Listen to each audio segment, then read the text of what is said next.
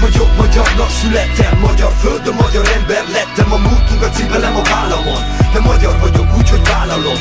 Magyar férfi és magyar asszony, éjszakon, hegyeken, télen, a parton, túl egy bűnös évszázadon. De magyar vagyok, ez a támaszom.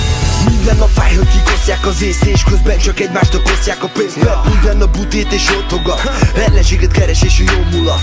Mert érzem a bőrömön, ahogy nézel, az indok nélküli testi kényszert. Rám húznád sorban a bűnöket, mert az előítélet most jó fizet. Emlékszel annó a gyermekkorra, mikor anyáink imáját még századszorra sem hallottuk meg, mert a barátság szent, és nem érdekelt melyik bőrszín a trend. Ha valaki bántott, akkor összefogtunk. Mi mások voltunk, mégis összeszoktunk. Most egymásra vagyunk, mégis idegesek, pedig egy nép vagyunk, és nem idegenek.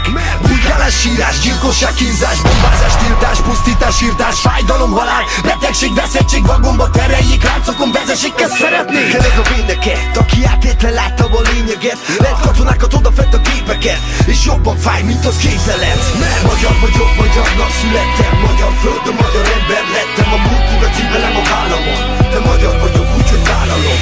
Magyar férfi és magyar asszony, éjszakon, hegyeken, télen, a parton, túl egy bűnös évszázadon. De magyar vagyok, ez a támaszom. Magyar vagyok, magyarnak születtem, magyar földön, magyar ember lettem. A múltunkat cipelem a vállamon, de magyar vagyok, úgyhogy vállalom. Magyar férfi és magyar asszony, éjszakon, hegyeken, télen, a parton, túl egy bűnös évszázadon.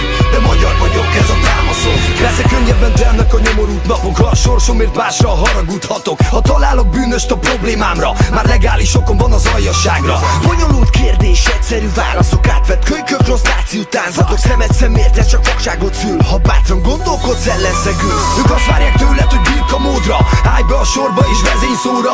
Táncolj, amíg csak szól a nóta, és szabad se legyen a bánásmódra. De én problémás vagyok, mert gondolkodom, nem állítasz félre, arra gondoskodom. És hiába tartasz kést a torkomon, én már vizsgáztam az életből felsőfokon. Az egyetlen érved a gyűlölet, ami miattam bök ki a csőrödet. Hogy én ismerem jól a kis trükköket, amivel próbálod takarni a bűnödet. De én magyar vagyok, és szabad vagyok, és meghagyom másnak az erőszakot. A Kárpát-medence az otthonom, de én máshol is büszkén vállalom.